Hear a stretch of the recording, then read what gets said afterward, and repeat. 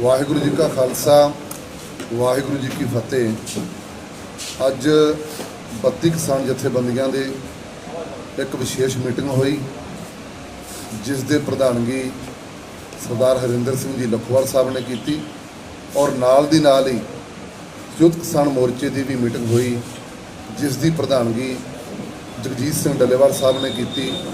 उन्होंने दे नाल युद्धवीर जी, बीबी रविंद्रपाल कौर जी, सुमन हुड्डा जी, जंगवीर सिंह चौहान, ओंकार अगौल जी, प्रदीप सिंह जी दयाला और मुख्तावर सिंह जी, दास बलौंद सिंह बहराम के।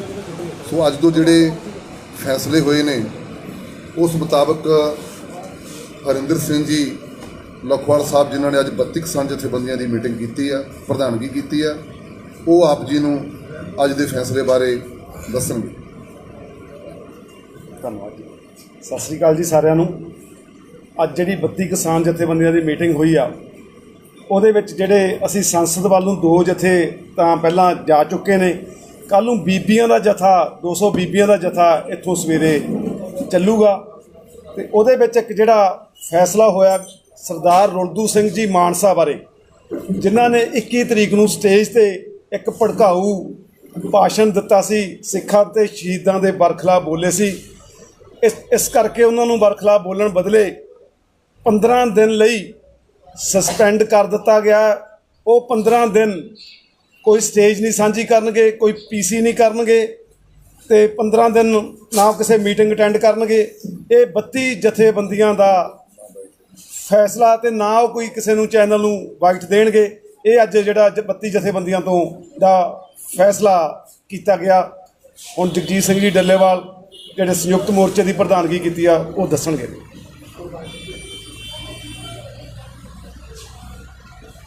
ਦੋਸਤੋ, ਨਾਲ ਦੀ ਨਾਲ ਭਾਵੇਂ ਮੈਂ ਸੰਯੁਕਤ ਮੋਰਚੇ ਵੱਲੋਂ ਪ੍ਰਧਾਨਗੀ ਕੀਤੀ ਆ ਤਾਂ ਮੈਂ 32 ਮੈਂਬਰੀ ਸਾਡੀ ਜਿਹੜੀ ਜਥੇਬੰਦੀਆਂ ਦੀ ਮੀਟਿੰਗ ਹੋਈ ਆ ਮੈਂ ਉਹਦੇ ਵਿੱਚ ਵੀ ਸੀ ਔਰ ਉਹਦਾ ਮੈਂਬਰ ਸੀ।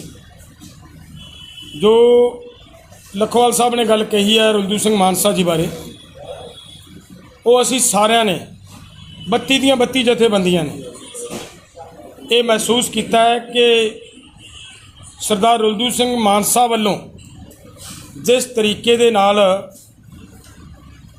ਸਾਡੇ ਸਿੱਖ ਭਾਈਚਾਰੇ ਨੂੰ, ਉਹਨਾਂ ਦੀਆਂ ਭਾਵਨਾਵਾਂ ਨੂੰ, ਉਹਨਾਂ ਦੀ ਉਸ ਬੋਲੀ ਨੇ, ਉਸ ਉਹਨਾਂ ਦੇ ਸਟੇਜ ਤੋਂ ਕੀਤੇ ਹੋਏ ਭਾਸ਼ਣ ਨੇ ਦਰਦ ਪਹੁੰਚਾਇਆ ਹੈ, ਉਹਦੇ ਲਈ ਸਾਰਿਆਂ ਨੇ ਮਹਿਸੂਸ ਕੀਤਾ ਹੈ। ਸਮੁੱਚੀਆਂ 32 ਦੀਆਂ 32 ਜਥੇਬੰਦੀਆਂ ਨੇ ਔਰ ਉਹਦੇ 'ਤੇ ਨੋਟਿਸ ਲੈਂਦਿਆਂ ਇਹ ਫੈਸਲਾ ਲਿਆ ਜਿਹੜਾ ਹਰਿੰਦਰ ਲਖੋਵਾਲ ਜੀ ਨੇ ਆਪ ਜੀ ਦੇ ਸਾਹਮਣੇ ਰੱਖਿਆ ਹੈ ਕਿ ਉਹਨਾਂ ਨੂੰ 15 ਦਿਨ ਦੇ ਲਈ ਸਸਪੈਂਡ ਕਰ ਦਿੱਤਾ ਗਿਆ। ਉਹ ਬਿਲਕੁਲ ਸਟੇਜ 'ਤੇ ਨਹੀਂ ਜਾਣਗੇ, ਕਿਸੇ ਤਰ੍ਹਾਂ ਦੀ ਪੀਸੀ ਵਗੈਰਾ ਨਹੀਂ ਕਰਨਗੇ ਔਰ ਉਹ ਪੂਰੀ ਤਰ੍ਹਾਂ ਮਤਲਬ ਸਸਪੈਂਡ ਰਹਿਣਗੇ। ਅਗਲਾ ਜਿਹੜਾ ਉਸ ਤੋਂ ਬਾਅਦ ਸਾਡੀ ਮੀਟਿੰਗ ਹੋਈ ਹੈ ਸੰਯੁਕਤ ਕਿਸਾਨ ਮੋਰਚਾ ਦੀ ਜਨਰਲ ਬੋਡੀ ਦੀ, ਉਸ ਮੀਟਿੰਗ ਦੇ ਵਿੱਚ ਸਾਡਾ ਮੇਨ ਏਜੰਡਾ ਅੱਜ, ਕਿਉਂਕਿ ਸੰਸਦ ਚੱਲ ਰਹੀ ਹੈ, ਪਾਰਲੀਮੈਂਟ ਸਰਕਾਰ ਵੀ ਚਲਾ ਰਹੀ ਹੈ, ਪਾਰਲੀਮੈਂਟ ਤੁਹਾਡੇ ਪਿਆਰ ਤੁਹਾਡੇ ਸਹਿਯੋਗ ਦੇ ਸਦਕਾ ਆਪਣੀ ਕਿਸਾਨਾਂ ਦੀ ਵੀ ਪੈਰਲਲ ਚੱਲ ਰਹੀ ਹੈ। ਉਹਦੇ ਵਿੱਚ ਕੱਲ੍ਹ ਨੂੰ ਸਾਡਾ ਜਿਹੜਾ ਜਥਾ ਜਾਣਾ ਹੈ ਉਹ ਸਾਡੀਆਂ ਬੀਬੀਆਂ ਲੇਡੀਜ਼ ਜਾਣਗੀਆਂ। ਉਹਨਾਂ ਦੇ ਵਿੱਚੋਂ ਹੀ ਪ੍ਰੈਸੀਡੀਅਮ ਬਣਨੀ ਹੈ, ਚੁਣੀ ਜਾਣੀ ਹੈ ਔਰ ਉਹਦੇ ਵਿੱਚ ਇਹ ਪਹਿਲਾਂ ਤੋਂ ਹੀ ਤੈਅ ਹੈ ਕਿ 100 ਬੀਬੀਆਂ ਪੰਜਾਬ ਤੋਂ ਜਾਣਗੀਆਂ ਔਰ 100 ਅਦਰ ਸਟੇਟਸ ਤੋਂ ਸਾਰਿਆਂ ਵੱਲੋਂ ਮਤਲਬ ਭੇਜੀਆਂ ਜਾਣਗੀਆਂ। ਇਹ ਇੱਕ ਕ੍ਰਾਈਟੇਰੀਆ ਤੈਅ ਕੀਤਾ ਹੋਇਆ ਸਾਡੇ ਸੰਯੁਕਤ ਮੋਰਚਾ ਵੱਲੋਂ। ਔਰ ਨਾਲ ਦੀ ਨਾਲ ਬੀਬੀਆਂ ਨੇ ਉੱਥੇ ਜਦੋਂ ਜਾਣਾ ਹੈ ਸਭ ਤੋਂ ਪਹਿਲਾਂ ਪ੍ਰੈਸੀਡੀਅਮ ਚੁਣੀ ਜਾਣੀ ਹੈ। ਉਸ ਤੋਂ ਬਾਅਦ ਇਹ ਬਰੀਫ ਕਿ ਕੀ ਸਾਡਾ ਏਜੰਡਾ ਹੈ, ਕੀ ਗੱਲ ਹੈ, ਕੀ ਬਾਤ ਹੈ, ਕਿਹਨੇ ਬੋਲਣਾ ਹੈ, ਕੀ ਕਰਨਾ ਹੈ, ਉਹ ਆਪ ਜੀ ਦੇ ਸਾਹਮਣੇ ਉਹ ਸਾਡੀ ਪ੍ਰੈਸੀਡੀਅਮ ਰੱਖੇਗੀ। ਉਸ ਤੋਂ ਬਾਅਦ ਸੰਸਦ ਸ਼ੁਰੂ ਹੋਏਗੀ ਅਤੇ ਉਹ ਸਾਰੀ ਸੰਸਦ ਦੀ ਦਾ ਕਾਰਵਾਈ ਚੱਲਣ ਤੋਂ ਬਾਅਦ ਫਿਰ ਮਤਲਬ ਫੈਸਲਾ ਲਿਆ ਗਿਆ ਕਿ ਲਾਸਟ ਦੇ ਉੱਤੇ ਕਿਸ ਤਰ੍ਹਾਂ ਦੀ ਸੰਸਦ ਰਹੀ, ਕੀ ਏਜੰਡੇ ਵਿਚਾਰੇ ਗਏ, ਕੀ ਹੋਇਆ, ਉਹ ਸਾਰਾ ਦਾ ਸਾਰਾ ਫਿਰ ਤੁਹਾਨੂੰ ਪੀਸੀ ਦੇ ਵਿੱਚ ਸ਼ਾਮ ਨੂੰ ਉਹ ਸਾਰਾ ਤੁਹਾਡੇ ਸਾਹਮਣੇ ਰੱਖਿਆ ਜਾਏਗਾ। ਇਹ ਪ੍ਰੋਗਰਾਮ ਹੈ ਔਰ ਸਾਡੀਆਂ ਬੀਬੀਆਂ ਦਾ ਜਿਹੜਾ ਏਜੰਡਾ ਹੈ ਉਹ ਹੈ ਐਸੈਂਸ਼ੀਅਲ ਕਮੋਡਿਟੀ ਐਕਟ ਜ਼ਰੂਰੀ ਵਸਤਾਂ ਦੇ ਕਾਨੂੰਨ ਦੇ ਵਿੱਚ ਕੀਤੇ ਹੋਏ ਜਿਹੜੇ ਸਾਡੀ ਸੈਂਟਰ ਗਵਰਨਮੈਂਟ ਅਮੈਂਡਮੈਂਟ ਕਰਕੇ ਲੋਕਾਂ ਦੀ ਜੇਬ ਤੇ ਕਿਸ ਤਰ੍ਹਾਂ ਦਾ ਬੋਝ ਪੈਣਾ ਹੈ, ਕੀ ਨੁਕਸਾਨ ਹੋਣਾ ਹੈ, ਘਰਾਂ ਨੂੰ ਕਿਵੇਂ ਸੱਟ ਮਾਰਨੀ ਹੈ, ਇਸ ਕਾਨੂੰਨ ਨੇ ਉਹ ਸਾਰਾ ਉੱਥੇ ਤੁਹਾਡੇ ਸਾਹਮਣੇ ਆਪਣੀ ਸੰਸਦ ਦੇ ਜ਼ਰੀਏ ਜਿਹੜੀ ਸਾਡੀ ਸਰਕਾਰ ਵੱਲੋਂ ਚਲਾਈ ਜਾ ਰਹੀ ਪਾਰਲੀਮੈਂਟ ਆ ਤੁਹਾਡਾ ਮਾਧਿਅਮ ਦੇ ਰਾਹੀਂ ਉਹਦੇ ਵਿੱਚ ਪਹੁੰਚਾਉਣ ਦੀ ਕੋਸ਼ਿਸ਼ ਕਰਨਗੀਆਂ ਔਰ ਉੱਥੇ ਸਾਡਾ ਮੁੱਦਾ ਫਿਰ ਤੁਹਾਡੇ ਜ਼ਰੀਏ ਜਾਏਗਾ, ਉੱਠੇਗਾ। ਉਹਦੇ ਵਿੱਚ ਸਾਡਾ ਪ੍ਰयास ਇਹ ਹੈ ਔਰ ਇਹ ਸਾਡਾ 2 ਦਿਨ ਲਈ ਚੱਲੇਗਾ, ਕੱਲ੍ਹ ਨੂੰ ਵੀ ਔਰ ਪਰਸੋਂ ਵੀ ਸਾਡੀ ਇੱਥੇ ਬਹਿਸ ਹੈ ਜਿਹੜੀ ਇਹ ਐਸੈਂਸ਼ੀਅਲ ਕਮੋਡਿਟੀ ਐਕਟ ਦੇ ਉੱਤੇ ਹੋਣੀ ਹੈ। ਉਸ ਤੋਂ ਬਾਅਦ ਕੱਲ੍ਹ ਤੇ ਪਰਸੋਂ ਤੋਂ ਬਾਅਦ ਚੌਥੇ ਤੇ ਪੰਜਵੇਂ 2 ਦਿਨਾਂ ਦੇ ਲਈ ਜਿਹੜੀ ਬਹਿਸ ਹੋਣੀ ਹੈ ਉਹ ਕੰਟਰੈਕਟ ਫਾਰਮਿੰਗ ਐਕਟ ਦੇ ਉੱਤੇ ਹੋਣੀ ਹੈ। ਉਹ ਸਾਰੇ ਆਪਾਂ ਮਤਲਬ ਨੋਟ ਕਰ ਲਿਓ, ਉਹਦੇ ਵਿੱਚ ਪਤਾ ਲੱਗ ਜਾਏਗਾ ਕਿ ਕੌਣ ਲੋਕ ਜਾਣਗੇ। ਤੁਹਾਡੇ ਸਾਹਮਣੇ ਕੱਲ੍ਹ ਤੱਕ ਇਹ ਵੀ ਆ ਜਾਏਗੀ ਕਿ ਕਿਹੜੇ ਲੋਕ ਉੱਥੇ ਇਹਨਾਂ ਗੱਲਾਂ ਨੂੰ ਰੱਖਣਗੇ। ਤੁਹਾਡੇ ਸਾਹਮਣੇ ਸਮੇਂ ਦੇ ਮੁਤਾਬਕ ਆਉਂਦੀ ਰਹੇਗੀ ਗੱਲ। ਸੋ ਇਹ ਆ ਸਾਡਾ ਮਤਲਬ ਅੱਜ ਦਾ ਫੈਸਲਾ ਹੋਇਆ। ਸੈਕੰਡ ਇਹ ਆ ਕਿ ਜਿਹੜਾ ਸਾਡੇ ਪ੍ਰਬੰਧਾਂ ਦੇ ਵਿੱਚ ਜਿੰਨੀ ਕਿ ਘਾਟਾਂ ਰਹੀਆਂ ਉਹਨਾਂ ਨੂੰ ਅਸੀਂ ਅੱਜ ਦੀ ਮੀਟਿੰਗ ਦੇ ਵਿੱਚ ਸੁਧਾਰਨ ਦੀ ਕੋਸ਼ਿਸ਼ ਕੀਤੀ ਹੈ। ਕੋਸ਼ਿਸ਼ ਹੋਏਗੀ ਕਿ ਬਹੁਤ ਵਧੀਆ ਪਲੈਨਡ ਵੇ ਦੇ ਨਾਲ ਇਹ ਸੰਸਦ ਸਾਡੀ ਨੇਪਰੇ ਚੜ੍ਹੇ ਔਰ ਆਪਾਂ ਸਾਰੇ ਯਤਨਸ਼ੀਲ ਹਾਂ ਕਿ ਇਹਨੂੰ ਆਪਾਂ ਠੀਕ ਢੰਗ ਨਾਲ ਕਰੀਏ। ਬਾਕੀ ਜੋ ਅਗਲੀ ਗੱਲ ਹੈ ਉਹ ਯੁੱਧਵੀਰ ਜੀ ਤੁਹਾਡੇ ਸਾਹਮਣੇ ਤੁਹਾਡੇ ਨਾਲ ਸਾਂਝੀ ਕਰਨਗੇ। यूपी तो युद्धवीर जी। सभी साथियों का मैं स्वागत करता हूं। आज जैसा हमारे अध्यक्ष जी ने डलेवाल जी ने बताया, कल के बारे में आज मुख्य तौर पे चर्चा थी क्योंकि ये बड़ी ऐतिहासिक घटना है। किसान संसद महिला किसानों द्वारा चलाई जाएगी कल, और एक बहुत महत्वपूर्ण मुद्दा आवश्यक वस्तु अधिनियम पे चर्चा होनी। आवश्यक वस्तु अधिनियम का आप सभी को पता है, पूर्व में हमारे यहाँ देश में एक कालाबाजारी को रोकने के लिए एक कानून था, मात्रात्मक प्रतिबंध था। एक मात्रा से ज़्यादा कोई भी व्यापारी अपने यहाँ स्टोरेज नहीं कर सकता था किसी उसका। लेकिन सरकार ने जिस तरह से उस प्रतिबंध को हटाया, सरकार ने अपनी जिस तरह से मंशा जाहिर की है, उन्होंने अपने चहेते व्यापारियों को, जिनके माध्यम से ये सरकार, जिनकी चंदाखोरी से ये सरकार चुनाव जीतती है, उनका एहसान उतारने के लिए उन्होंने इस कानून को हटाया। इस पे सबसे ज़्यादा असर उत्पादक और उपभोक्ता दोनों मरेंगे इससे। ये एक ऐसा कानून है जो फसल को पैदा करता उसको भी उससे नुकसान होने वाला है, और उसके बाद जब उसके गोदाम भर जाएंगे तो वो उपभोक्ता की गर्दन को दबाएगा अपने गोदामों की अनाज के माध्यम से। तो ये आम आदमी से जुड़ा, गरीब से जुड़ा हुआ मुद्दा है।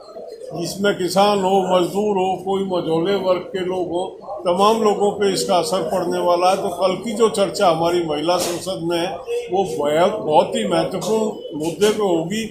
ये जिम्मेवारी खास तौर पे महिलाओं को सौंपी गई है, क्योंकि महिला जो है बजट घर का महिलाओं के माध्यम से ही जो है मैनेज किया जाता है। घर का जितना मैनेजमेंट है उसका संचालन महिलाएं करती हैं।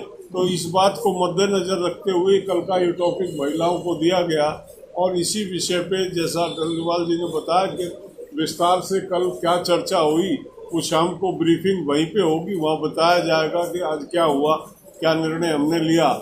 ये अपने तरह का एक अनूठा प्रयोग किसानों द्वारा किया गया। आप सब लोग थे वहाँ, 2 दिन आपने देखा, और कल तीसरा दिन देखेंगे तो अपने आप में यूनिक होगा। केवल महिलाएं पूरा संचालन करेंगी और टॉपिक पे जो है वो अपना पक्ष को उजागर करेंगी। तो मैं समझता हूँ कि कल का जो सत्र है वो एक विशेष सत्र होने वाला है, और उसके रिजल्ट निकल के आएंगे। धन्यवाद। हरियाणा वाले आप सभी को नमस्कार। ऐतिहासिक सत्र होने वाला है। आपने संसद देखी, आपने संसद के बाहर संसद देखी, और कल आप महिला संसद देखेंगे। महिला संसद का मेन टॉपिक दिया गया है जरूरी वस्तु अधिनियम। तो हमारी सब महिलाएं उसी टॉपिक पे अच्छे से तैयारी करके आएंगी और दिखाएंगी कि महिला को हर चीज की नॉलेज है, वो घर मैनेज करने से लेके और समाज को मैनेज करना और बिजनेस को मैनेज करना भी जानती है। तो कल महिला संसद जरूर देखें और शामिल। धन्यवाद। ਸਾਰਿਆਂ ਨੂੰ ਸਤਿ ਸ਼੍ਰੀ ਅਕਾਲ। 22 ਤਾਰੀਖ ਨੂੰ ਪਾਰਲੀਮੈਂਟ ਇੱਕ ਅੰਦਰ ਚੱਲ ਰਿਹਾ ਸੀ, ਇੱਕ ਸਾਡੇ ਕਿਸਾਨਾਂ ਵੱਲੋਂ ਪਾਰਲੀਮੈਂਟ ਬਾਹਰ ਚੱਲ ਰਿਹਾ ਸੀ। ਉਸ ਦੇ ਅੰਦਰੋਂ ਮੀਨਾਕਸ਼ੀ ਲੇਖੀ ਜੀ ਦਾ ਇੱਕ ਬਿਆਨ ਆ ਰਿਹਾ ਸੀ ਕਿ ਬਾਹਰ ਮਵਾਲੀ ਬੈਠੇ ਹੋਏ ਆ। ਅਸੀਂ ਔਰਤਾਂ ਵੱਲੋਂ ਸਾਰੀਆਂ ਜੋ ਮੋਰਚੇ ਵਿੱਚ ਸ਼ਾਮਲ ਹੈ, ਅਸੀਂ ਨਿਖੇਧੀ ਕਰਦੇ ਹਾਂ ਮੀਨਾਕਸ਼ੀ ਲੇਖੀ ਦਾ। ਔਰ ਕੱਲ ਵੀ ਅਸੀਂ ਸਾਰੀਆਂ ਔਰਤਾਂ ਜਦੋਂ ਉਹਦੇ ਖਿਲਾਫ ਦੇ ਵਿੱਚ ਜ਼ਰੂਰ ਨਾਅਰੇ ਲਾਵਾਂਗੀਆਂ, ਜੋ ਉਹਨਾਂ ਨੇ ਸਾਡੇ ਕਿਸਾਨਾਂ ਨੂੰ ਇਹ ਕਿਹਾ ਗਿਆ ਕਿ ਬਾਹਰ ਮਵਾਲੀ ਬੈਠੇ ਹੋਏ ਆ।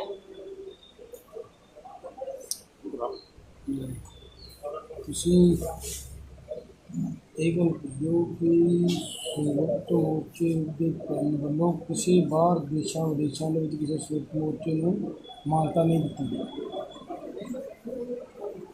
ਗਈ। ਸੋ ਬਾਕੀ ਆਗੂ ਸਾਹਿਬਾਨਾਂ ਨੇ ਗੱਲ ਰੱਖੀ ਹੈ।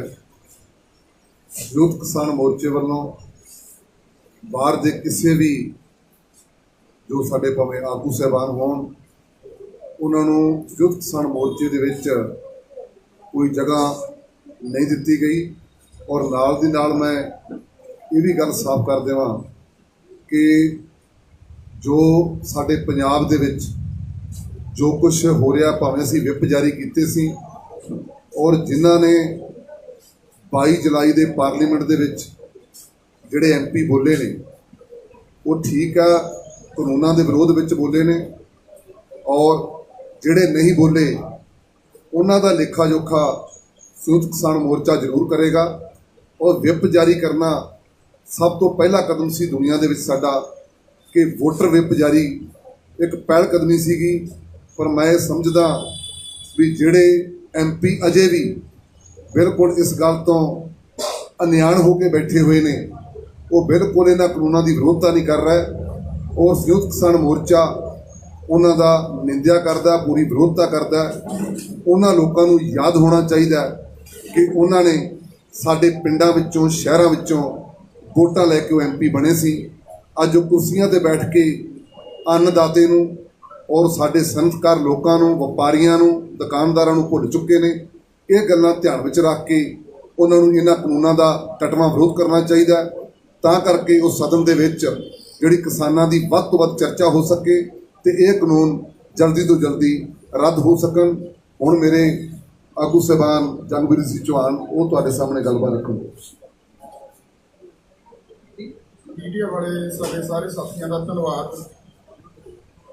ਜਿਸ ਤਰ੍ਹਾਂ ਮੇਰੇ ਵੀਰ ਨੇ ਵੋਟਰ ਵਿਪ ਦੀ ਗੱਲ ਕੀਤੀ ਹੈ, ਪਾਰਲੀਮੈਂਟ ਸੈਸ਼ਨ ਚੱਲਣ ਤੋਂ ਪਹਿਲਾਂ ਸੰਯੁਕਤ ਕਿਸਾਨ ਮੋਰਚੇ ਵੱਲੋਂ ਵੋਟਰ ਵਿਪ ਜਾਰੀ ਕੀਤਾ ਗਿਆ ਸੀ ਕਿ ਜਿੰਨੇ ਵੀ ਸਾਡੇ ਸੰਸਦ ਮੈਂਬਰ ਆ ਉਹ ਗੈਰ ਹਾਜ਼ਰ ਨਾ ਹੋਣ ਤੇ ਬਕਾਇਦਾ ਤੌਰ ਤੇ ਅੰਦਰ ਬਾਈਕਾਟ ਕਰਨ, ਉਹਨਾਂ ਦਾ ਇਹਨਾਂ ਬਿੱਲਾਂ ਦੇ ਖਿਲਾਫ ਆਵਾਜ਼ ਉਠਾਉਣ। ਜਿਹੜੇ ਨਹੀਂ ਉਠਾਉਣਗੇ ਜਾਂ ਗੈਰ ਹਾਜ਼ਰ ਰਹਿਣਗੇ, ਉਹਨਾਂ ਦਾ ਜਵਾਬ ਲੋਕ ਪਿੰਡਾਂ ਦੇ ਵਿੱਚ ਜਦੋਂ ਜਾਣਗੇ ਆਪ ਲੈਣਗੇ।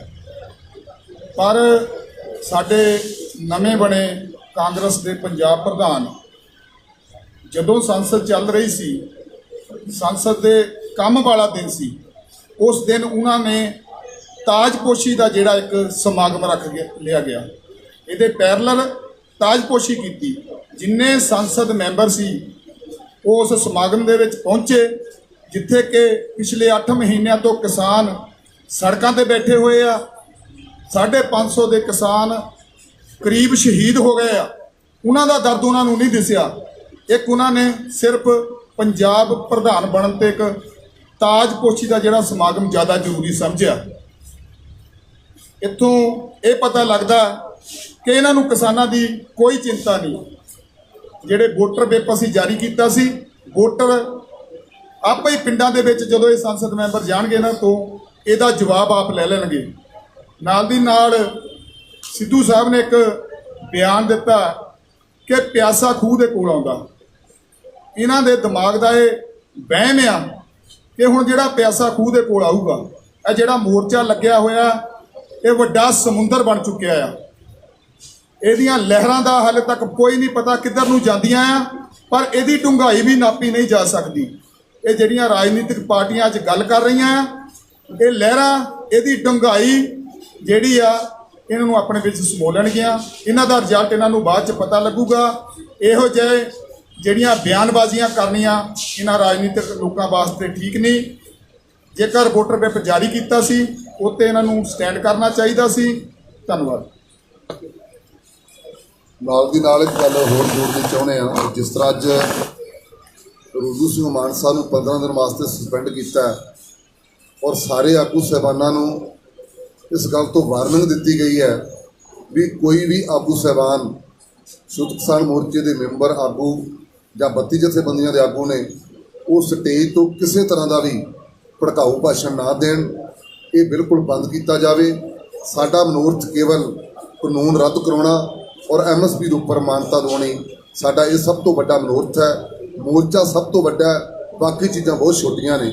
ਹੁਣ ਅਸੀਂ ਸਮਾਪਤੀ ਕਰਦੇ ਹਾਂ। ਵਾਹਿਗੁਰੂ ਜੀ ਕਾ ਖਾਲਸਾ, ਵਾਹਿਗੁਰੂ ਜੀ ਕੀ ਫਤਿਹ। ਐਨੀ ਕੁਐਸਚਨ ਲੈ ਲਓ।